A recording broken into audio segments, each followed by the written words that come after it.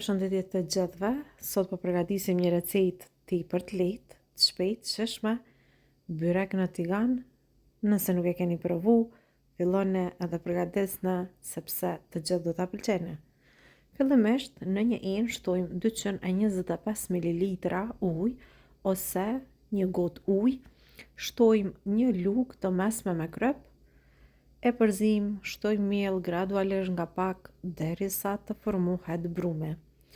Nuk e di a e kam cekur, por gjithmonë kur përgatisim brumin për byrek, unë për shembull e preferoj me bë pak më të trash, pak më të fortë, sepse byreku bëhet më i mirë.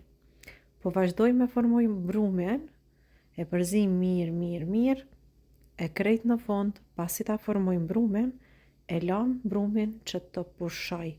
Pse duhet me lan brumin me pushu? Duhet me lan për shkak se gjithmonë brumi na bëhet më i mirë, bëhet elastik e mandej e kena më lehtë me punu me brum. Do ta la kështu 15 minuta deri në 20 minuta. E pasi që brumi ka pushu, mjaftueshëm mirë, e marrim brumin edhe e ndajmë, pra fillimisht po e përzi, e pastaj vazhdojmë e dajmë në 4 pjesë të barabarta. Pra unë po përgatis vetëm pak, ajo nëse doni me përgatit për më shumë persona, veç i dyfishoni masat.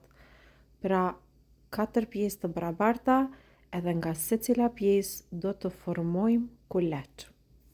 Po vazhdojmë me formu kuleç të vegjël, edhe gjithmonë i lajmë kështu anash. Po e vreni që s'po përdori shumë miell sepse s'ka nevojë, pra nëse ju e shihni që ka nevojë mund t'i shtoni nga pak. Kur kohrat janë të nxehta, kjo recetë është ideale pra pa furrë.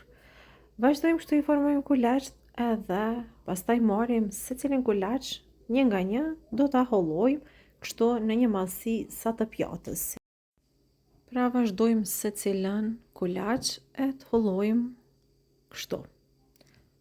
Shtojmë miell nga pak, edhe pasi që të kena përfundu edhe pasi që të kemi hapur kulaçin e parë, ne vazhdojmë edhe secilën petë, do ta lyejmë me vaj.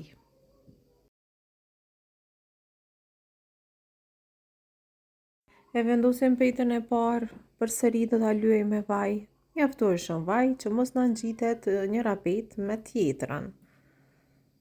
Mandej vazhdojmë edhe kështu një nga një të gjitha do t'i hollojna edhe do t'i lajmë njëra mbi tjetrën, secilën petë do ta lyejmë në të njëjtën mënyrë me vaj mjaftueshëm derisa të përfundojmë me të gjithë kuleç, pra 4 kuleç.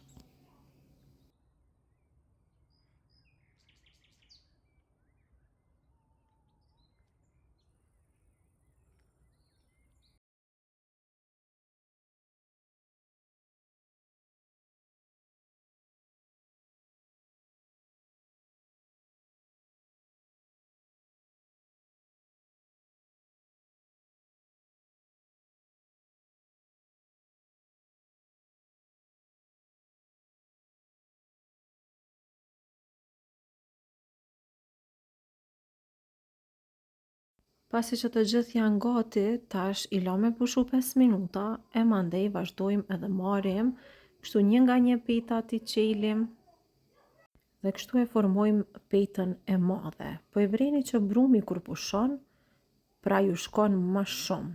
Gjithmonë do ta merrni petën e parë, pra i rrotulloni nga njëra anë, e pastaj vazhdoni kështu, pra i qelni, si këtu në video që po e shikoni.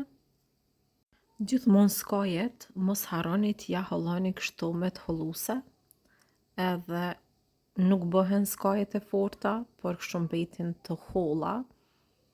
Marrim tash kështu e kthejmë nga njëra anë, vazhdojmë edhe nga ana tjetër, pra në të njëjtën mënyrë.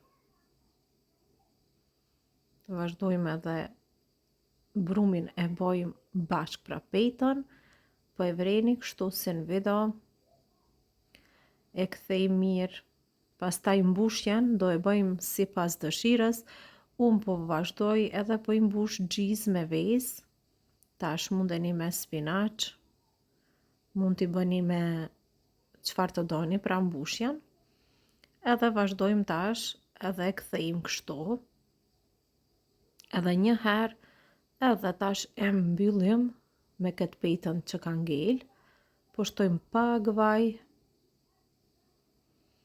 dhe tash byreku është gati, jam sheli mirë skojet, e kthejmë nga ana tjetër, mbyllim kështu pra mirë, edhe është gati.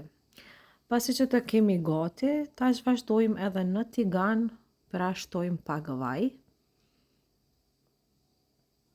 edhe presim që tigani të nxehet.